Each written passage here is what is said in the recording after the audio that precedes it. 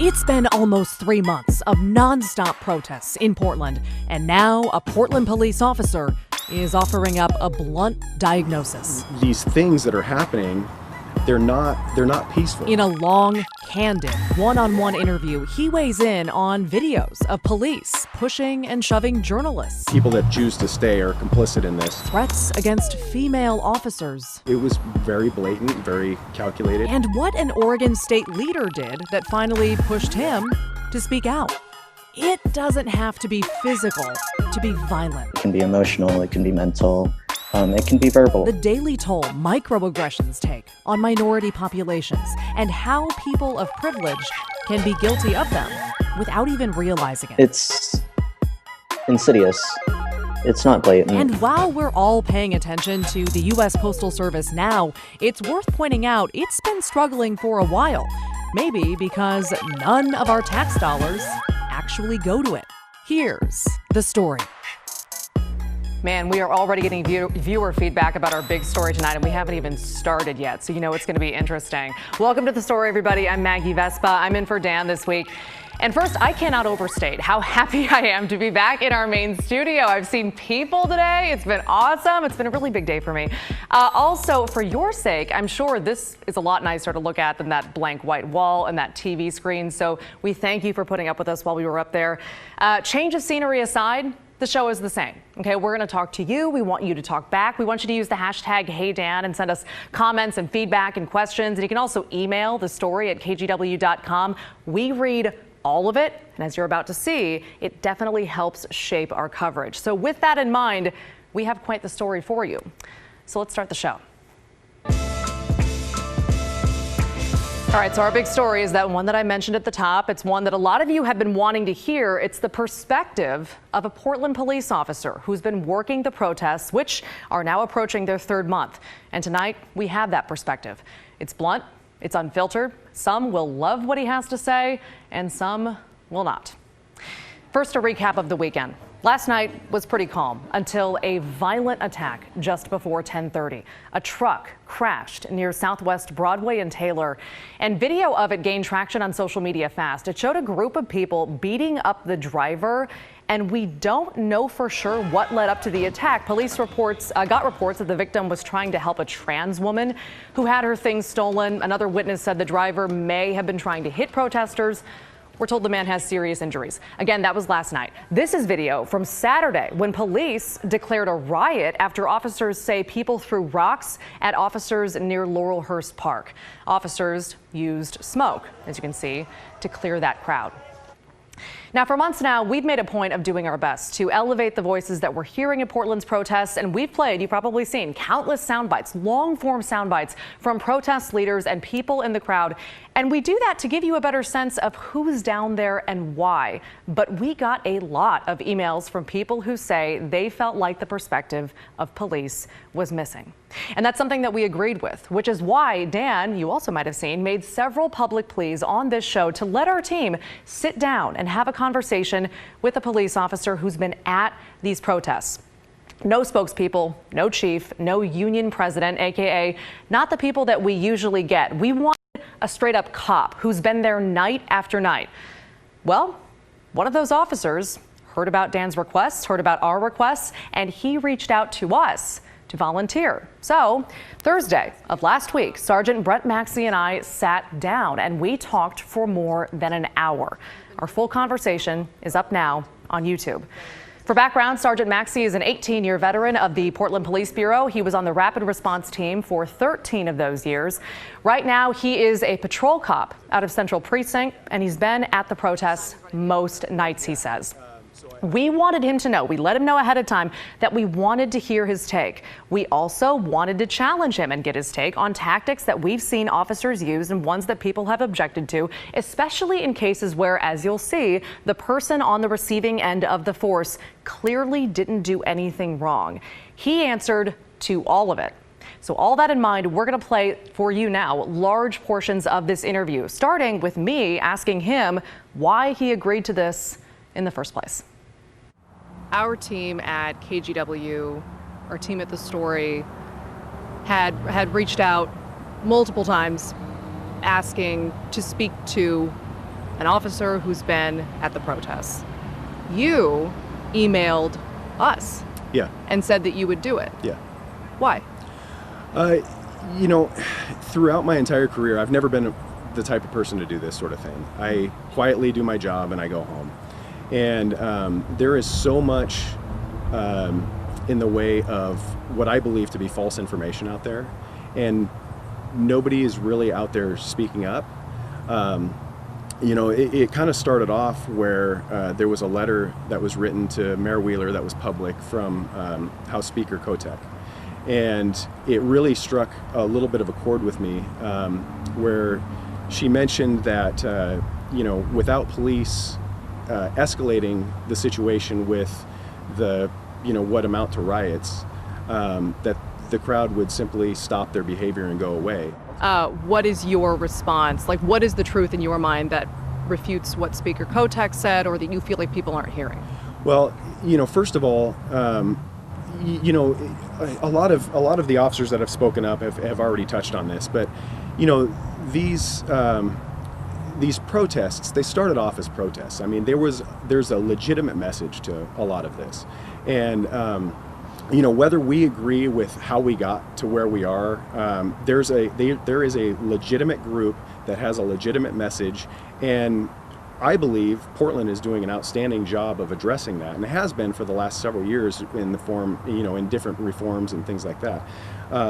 But these have now devolved. They've been hijacked by, you know, by anarchists essentially, and so these, you know, they've just kind of devolved into these masses of people that are just bent on destruction and mainly hurting police or anybody that really disagrees with that message. I mean, there's been very few instances where things have not happened that have caused the police to react to what people in the crowd are doing. But every single night that these are deemed either riots or unlawful assembly, people that are peaceful have been given the opportunity to leave through our announcements, you know, time and time again, over and over again. And the people that choose to stay, in my view, are complicit in the overall action that's happening. I see people, you know, you see videos of people with their hands up getting knocked over by police. That's just a snippet of what's happening. Those same people are the ones throwing rocks and bottles. Those are the same people that are throwing, you know, mortars at us. And they're trying to get that clip that shows us doing something, you know, wrong, illegal, brutal, something that looks brutal. But I do have to push back on that in the sense that you said the people that are being pushed, the people that are seen in those short videos are the ones throwing rocks, bottles, munitions, when we know journalists have been pushed. Journalists have been challenged physically, and we are absolutely not the ones. Sure. And not to say that we're at all more important than anyone else who is out there, but that's a very tangible, obvious example that that's not true. Okay. And people might look at that and say, police have said, well, they're throwing rocks and bottles, therefore we've used force as well. They're not the same, though. You all signed up for a job where you uphold the law. And we're all expected to follow it. You're expected to uphold it. So when you say the people that are at the receiving end of physical force are the ones that are launching these projectiles at us, on multiple occasions, we know that hasn't been true. So that it can't be a blanket truth that's applied to the logic of this. Okay. Well, I mean, in that case, I will, you know, concede that sometimes people get caught in the middle, and that, you know, that statement, I wasn't trying to make a blanket statement, but based on my observations, I mean, more often than not, what you're seeing is, again, it's a snippet in time, but it is generally people that are engaged in these criminal acts, and a lot of times, you know, we all know that there are people that are out there that they, you know, I walk back to where I said the people that choose to stay are complicit in this. You know, that's partially, I mean, the fact that they're choosing to stay, even though they may be peaceful in and of themselves, those might be some of the people that, well, maybe they're not the ones that are actually throwing the objects and they've got their hands up, they get pushed. People get caught up in the middle when, stuff is going on back behind them and we make a push. It's really difficult to tell out there, who is who and who's responsible for what, just amidst this chaotic event. Valid. I don't think I'd be able to tell, but then someone might say, well, let's walk that a step forward and say that force shouldn't be used against people if you can't be sure that they're the ones that are being aggressive toward you. What's the solution though? I don't know. This would be my next question. Like what? Right. What's the solution? We've given every opportunity to leave for people that don't want to be subject to a use of force, that don't want to be violent. It's almost like standing in the freeway. This area has been closed, and officers are, if you don't leave, you're subject to use force. And then when a line of officers is running towards you and you stand there, because we're trying to get to the back of the crowd where the real criminals are in the back, throwing things at us. Who's responsible for that? I don't know the answer, because we've seen people that are doing just that we run past and they turn right around and they get on our back and start doing criminal acts from behind. Now, to be clear, Portland police have documented and publicized, and we've reported the things that they say are being thrown at them. Things like commercial fireworks, ball bearings, concrete. People have also, and we've seen videos of this and we've shown this, set fires inside buildings, including the Portland Police Association headquarters and a precinct which had officers inside it at the time.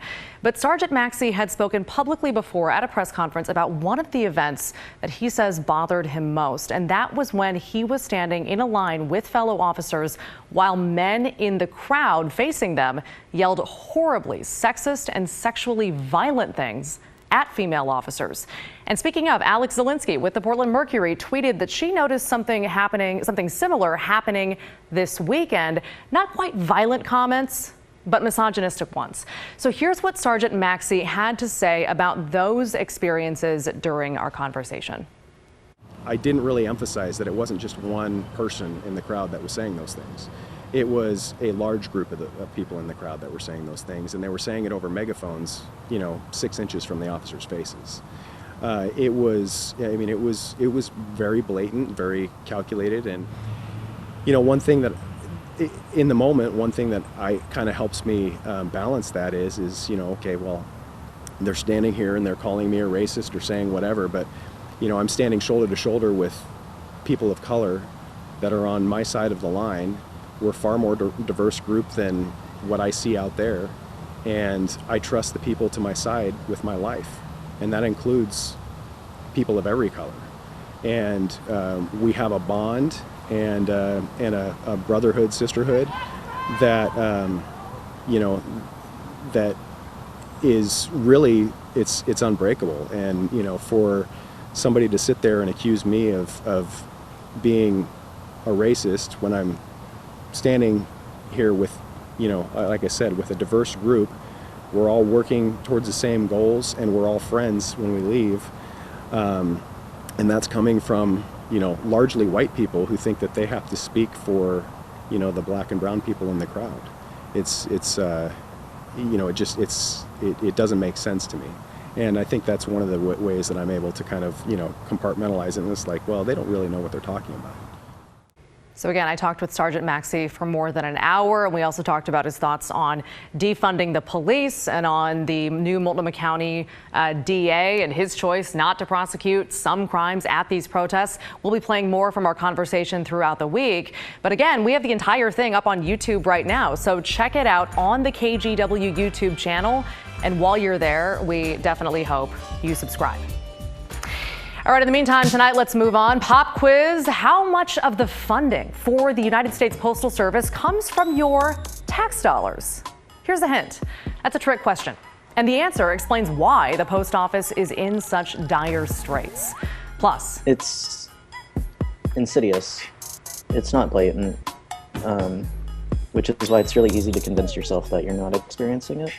the reality of experiencing violence almost every day, almost everywhere. Microaggressions and their lasting impact. When the story continues. Hey guys, welcome back to The Story. I'm Maggie Vespa. I'm holding down the fort for Dan this week while he just enjoys some time off, some nice R&R. And I want to share a quick programming note with you. Today through Thursday at 7, instead of the good stuff, KGW is going to be airing coverage of the Democratic National Convention in Milwaukee. And then next Monday through Thursday, we'll carry the Republican National Convention from Charlotte, North Carolina. So keep that in mind. All right, now let's get to a question from Sarah Bergthold. Again, this is a huge part of what we do here on The Story. We love getting your questions. And she wrote, "Hey Dan, has anyone looked into or heard of the local impact on the USPS? Will you be reporting on this anytime soon?" Sarah, thank you so much. And to answer your question, yes, we have looked into it. Yes, we've heard about this. We've covered it here on The Story and in our other shows. We have coverage at kgw.com, but it's absolutely a huge story, and a lot of people might have just learned about it over the weekend, so we're definitely happy to recap. Last week, photos like this one snapped in North Portland got a lot of people fired up. The U.S. Postal Service said it removed dozens of post office boxes across Oregon because they were near existing mailboxes, which kind of made them, they said, redundant. And there were also reports of boxes being removed in Pennsylvania, Montana, and New York. That, combined with the fast approaching general election and with President Trump's repeated attacks on mail-in voting, made people very nervous.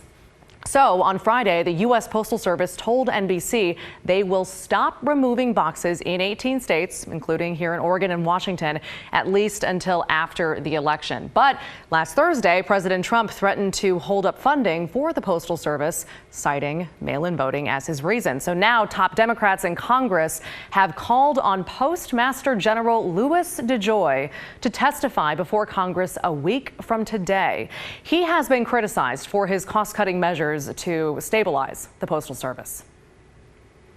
The U.S. Postal Service was born during the American Revolution, making it one of the oldest institutions in our country.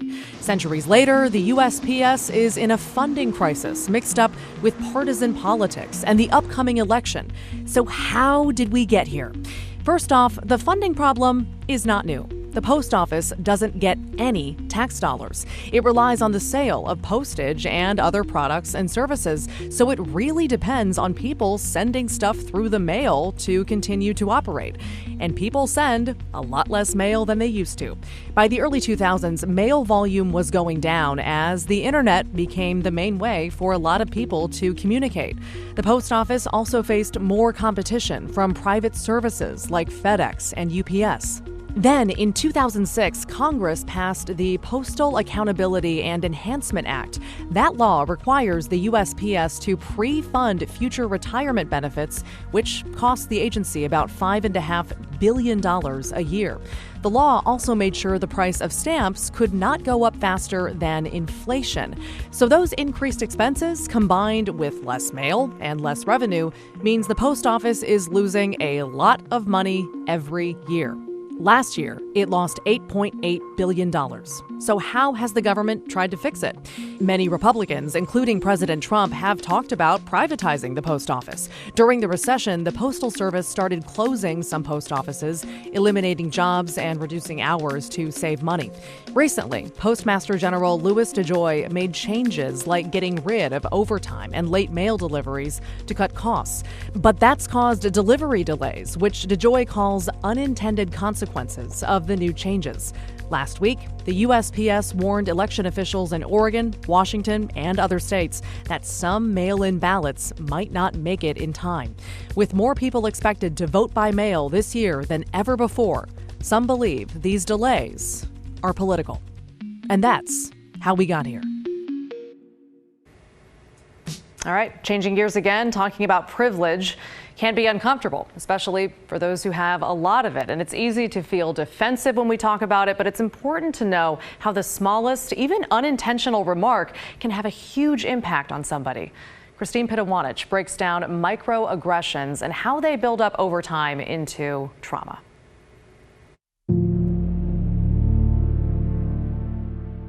I'm originally from the Texas Panhandle, from Amarillo. Growing up in Texas was tough for Gael Uy. He remembers when he was a senior in college. It was getting to the point where I was so afraid of violence against me that I stopped eating or drinking while I was on campus so that I didn't have to use the restroom. You see, Uy is transgender, and to give context, this was all happening while Texas was considering a bill that would limit transgender people's access to bathrooms. Now he lives in Oregon and is attending medical school to become a doctor. For those of us who aren't transgender, here's how he explains it. Most people have a preference. Do you prefer sandals or shoes? Probably shoes. Okay, so like you didn't choose to prefer shoes, but wearing shoes makes you feel more comfortable, right? Same with being trans. Like we didn't choose to be more comfortable in a gender identity. It's just being able to pursue that presentation gives us peace of mind. Uy is keenly aware of something called minority trauma. To me, minority trauma, again, in really simple terms, is the idea of recognizing that violence is a consequence of just existing. Even though he hasn't experienced direct violence, others like him have. If you have to worry about violence being a consequence of you existing in a certain space, then that's trauma. That's traumatic. He knows trauma is a heavy word. And violence is also a very heavy word. But skirting around the issue doesn't make it any less real for the people that face it. So violence can be physical, sure, but it can be emotional, it can be mental, it can be verbal. There are all kinds of marginalized groups that are experiencing their own form of trauma. Dr. Monica Williams is a clinical psychologist specializing in ethnic minority mental health, racism, and racial trauma. I give a lot of trainings on culturally informed therapy, diversity and inclusion, race and racism, how to be an anti-racist therapist, microaggressions. What are microaggressions? Well, microaggressions are sort of small, subtle acts of racism that are deniable. She says they can be something as subtle as walking into a university and seeing pictures of presidents on the wall. And they're all white men, right? So that could be a racial and gender microaggression because it sort of implies that smart people and leaders are only white men. Dr. Williams says over time, people can absorb those small messages, reinforcing inequitable social structures and negative beliefs. It builds and causes racial trauma. It's insidious. It's not blatant, which is why it's really easy to convince yourself that you're not experiencing it. And start to think that you're less than. Being Asian American and being blamed for COVID and being assaulted for it, or being Black in America and everything that comes with that. Those are all traumatic experiences that if you don't fit in those demographics, you never have to think about. Those of us who might not have to think about it, well, that's privilege. Everybody is responsible for helping to make this better, and particularly people with power and privilege, because they have more advantages by virtue of the skin they were born into. So we all need to do constant work to be the people we want to be. Meantime, Uy is on the path to the person he wants to be in his third year of medical school. I've never seen the women's restroom at my school. I've heard that they have scented hand lotion, but I don't actually know. But I don't know. And I think it's awesome that I don't know. Part of what motivated him to become a doctor was mental health and the health disparities between the queer population and those who aren't queer. I didn't realize there was such a big difference between being tolerated and being supported until I came up here. But there's still work to do. He's hoping his story will help. Awareness, right? Because you can't actually begin to fix something if you're not aware that it exists. Here's the thing, even if you're a good person and even if you're against racism, Dr. Williams says you can sometimes still unintentionally do racist acts. So Dr. Williams says we can all start being better by digging deep, examining our own beliefs, and helping our neighbors, our friends who may not be as privileged. Christine Pitawanich, KGW News. It's awesome. That's a conversation we all need to have more.